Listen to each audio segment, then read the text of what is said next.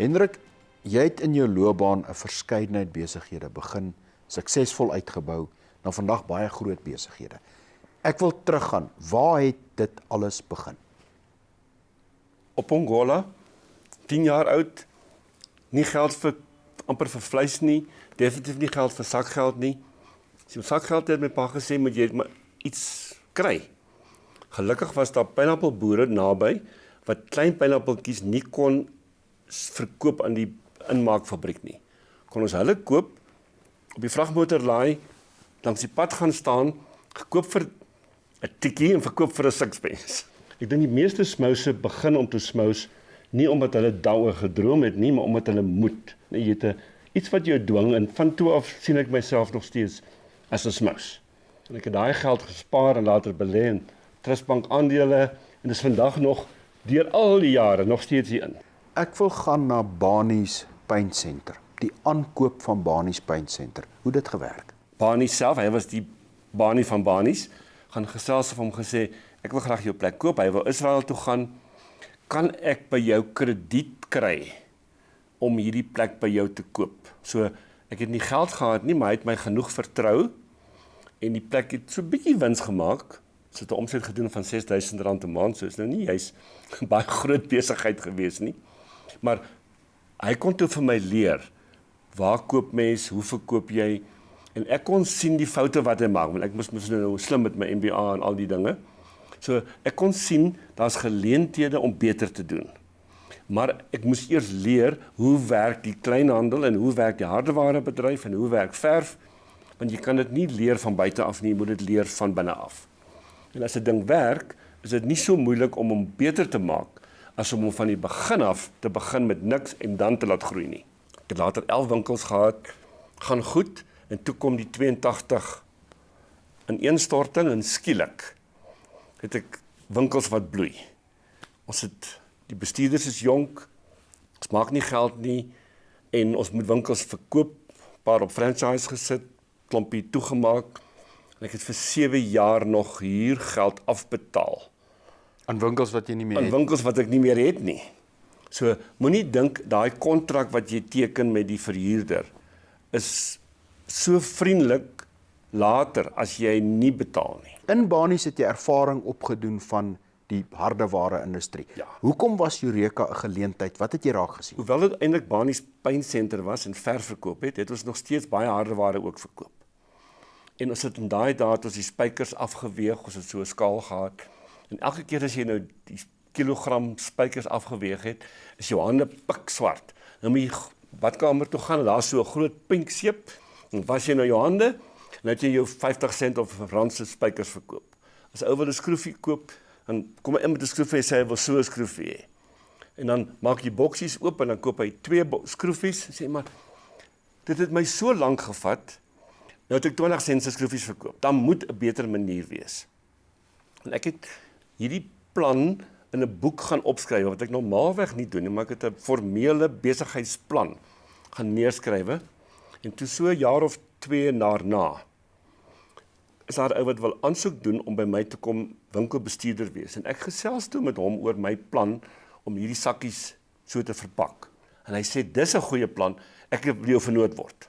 En ons begin toe, in die winkel, in een van die kamers in die winkel, sit 'n tafel neer, paar vrouens op stoele, rakke agter waarop hulle die gepakte goed sit, en jy begin met min geld.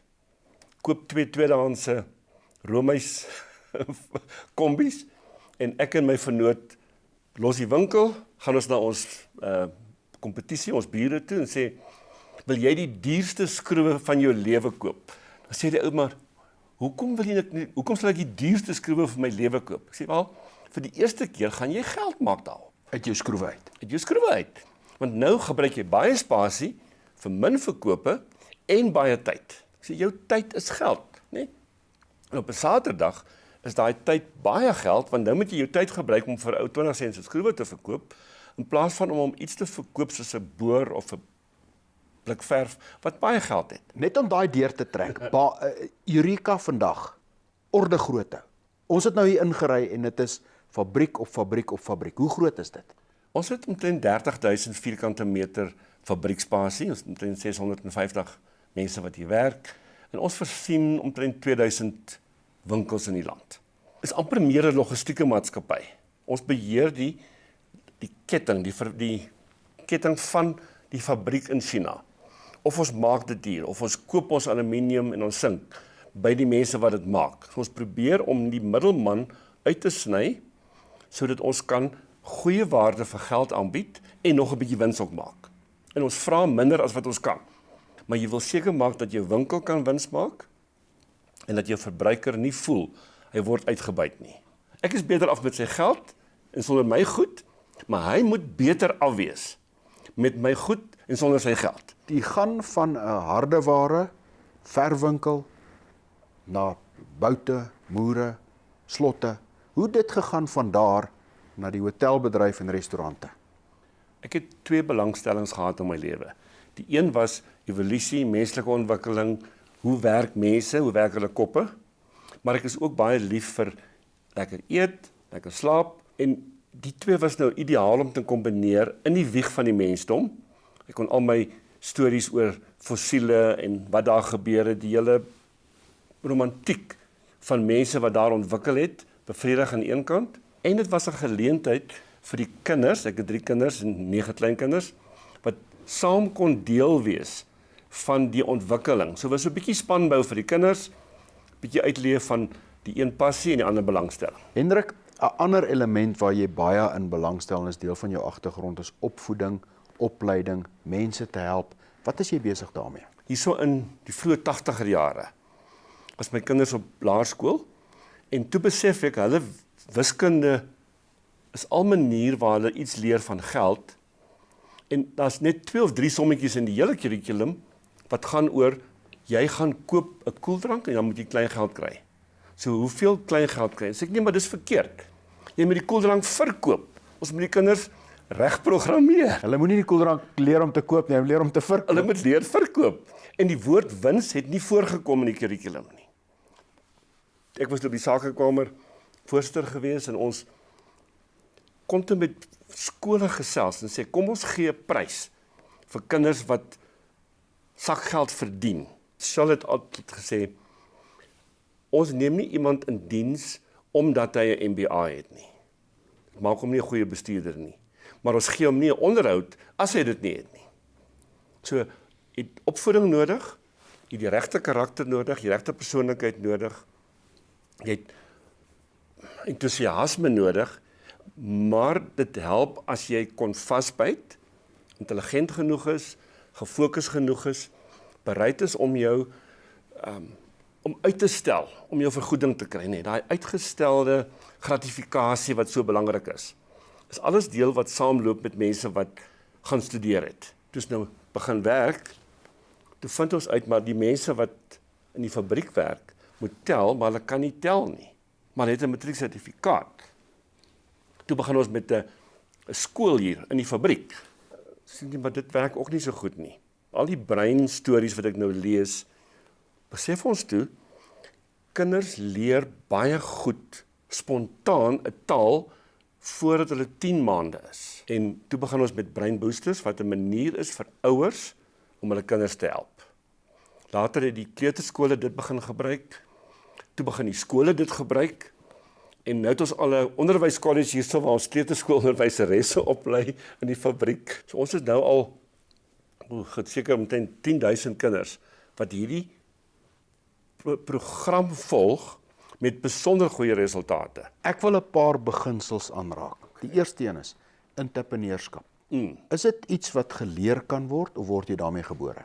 Ek dink party mense gaan sukkel om entrepreneurs te wees. Baie mense moet, net soos ek sê, jy begin pineappels verkoop nie omdat jy 'n roeping het om pineappels te verkoop nie, maar omdat jy geld nodig het.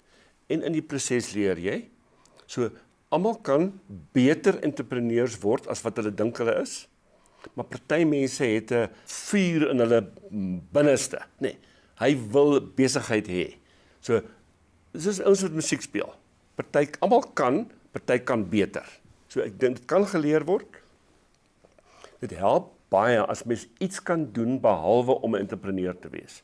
So as jy 'n loodgieter is, moet jy leer hoe om 'n entrepreneur te wees. As jy 'n dokter is, as jy ingenieur is, kunstenaar, almal moet die besigheid byleer saam met die, kom ons sê die vak, nee. So as jy iets kan maak of doen, help dit baie om dan by te leer om 'n entrepreneur te wees. As jy 'n besluit maak tussen of 'n persoon 'n besigheid moet begin van niks af en of hy die besigheid moet koop, wat weeg jy op? Ek het dit geleer met harde ondervinding. Met lesse. Ek het die lesse van die lewe geleer daarso. Maar as ek mens moet probeer dit so stel, as jy van 'n bedryf of 'n industrie niks weet nie, moenie dink jy gaan hom begin en regkry nie. Goed, so as jy binne in 'n bedryf staan, ek sê dis bietjie soos binne in 'n, kom van die plaas af, in 'n watertank te sit, as jy wil die gaatjies sien, die geleenthede sien, klim binne in die tank, dan sien jy die geleenthede. Jy kan dit nie sien van buite af nie. Wat die hotel betref, het ek begin met iets wat ek nie geken het nie, wat ook nog nie vroeër bestaan het nie. So ek het agtergekom, mens kan baie maklik jou kontantbehoeftes en jou winsdrywers verkeerd hê. So ek het baie hard geleer dat as jy regtig ernstig is om 'n hotel te hê, maar jy ken nie die hotelbedryf nie, koop een of gaan werk by eene. Moet dit nie van buite af doen nie, want jy gaan nooit weet wat die suksesfaktore is nie. Maar as jy binne 'n bedryf staan en jy sien 'n goeie geleentheid, dan kan jy gewoonlik met min belegging en met tyd wat beskikbaar is, wat nie nodig is vir ander dinge nie, gebruik om dit te ontwikkel. So ek het nou al 3 of 4 besighede begin en 3 of 4 gekoop, en elkeen het sy plek. Maar mens moet mooi dink, weet ek genoeg? Ken ek genoeg? Het ek genoeg geld vir enigeen van die twee? Hendrik, wanneer dit kom by mense en die bestuur van mense, uiteraard wil 'n mens kwaliteit mense lank hou. Insentiewe en aansporingsmaatreëls, wat is die riglyne rondom dit? Ek dink besigheid is amper toegepaste studie in menslike gedrag. En as mens nou regtig wil wetenskaplik klink daaroor. Want ons is sosiale wesens en ons het behoeftes. En ons hou daarvan om by mense te wees wat soos ons is en soos ons dink. So die eerste ding is keuring. Keur mense wat dieselfde waardes deel, dieselfde drome het as jy, wat kan inpas. Hulle kan verskil van jou en hulle moet verskil. Jy moet verskeidenheid mense hê, maar hulle moet by mekaar kan inpas. Dan wil mense wil aan iets groters werk as hierdie maand se salaris. So as jy nie self opgewonde is oor waar jou winkel of jou restaurant of wat ook al heen gaan nie, as jy nie 'n droom het daarmee nie, gee jy ook nie vir hulle 'n droom nie. So dan moet 'n droom wees. Dit help as mense deel voel. Nou met ons het begin by Banies om vir mense maandeliks bonusse te betaal. Ek het so 'n hele raamwerk uitgewerk en sê goed, as ons soveel omset doen, die marges is soveel, dan kan ons soveel deel. Maar toe vind ons uit dat maandeliks is te kort. Toe probeer ons jaarliks, dus vind ons uit nee, jaarliks is te lank. Mense het aan Desember vergeet, wat het hulle reg of verkeerd gedoen. So, ons vind nou in ons tipe bedryf, is 3 maandeliks lekker. En ek het daar vir myself 'n lat gesny en gesê, goed, ons gaan wins deel. As daar nie wins is nie, dan deel ons nie. En dan kom sit almal hier so mooi, nie in die kantoor nie, ons het 'n lekker groot auditorium, almal sit in die auditorium, dan gooi ons die syfers teen die muur, sê ons, okay, ons verkoop het gegroei, ons kostes het bietjie vinniger gegroei, bonus vir die volgende tydperk is soveel % van jou salaris. Gekoppel terug na jou salaris. Na jou salaris toe. So daar's geen besluitneming van enige bestuurder om te kan sê, jy het oulik gewerk, jy kry meer nie. As jy oulik werk, gee jy meer salaris. Die vertrekpunt is die onderhandeling en die struktuur word by die salaris vasgemaak. Ons het ook probeer, gee vir mense doelwitte, behalwe die verkoopsman, hulle kry kommissie. Ja, dis iets anders. Dis iets Suiwer anders. iets anders. Hy kan dit self beheer. Maar as die sukses afhang van 'n span, dan moet almal weet, die span kan wen, of die span kan verloor. Jy kan nie individue hê. Foute. Wat is rooi ligte? Wanneer maak mense groot foute en waarvoor moet jy uitkyk? Mense dink as daar kontant in die bank is, kan jy dit vat, en dan vat hulle dit baie keer. En dan is dit geld wat jy eintlik vir iemand anders te skuld. So een van die grootste foute wat mense maak is om geld te vat en nie genoeg terug te ploeg nie. So ons het vir baie jare eenvoudig gesê, 'n ideale grootte van ons soort besigheid is heelwat groter as wat ons is. Ons mag nie vat nie. Dalk moet jy, as jy mooi na jou personeel kyk, sal hulle mooi na jou klante kyk. En dis wat belangrik is. Almal moet inkoop. Die klant is op die ou einde, of die kliënt in sommige besighede, is waaroor dit gaan. En as ons nie na hom kyk nie, dan gaan dit nie werk nie. Maar hoekom sal 'n werknemer na 'n klant kyk as jy nie na hom kyk nie? So kyk na jou mense, hulle sal weer kyk na jou personeel.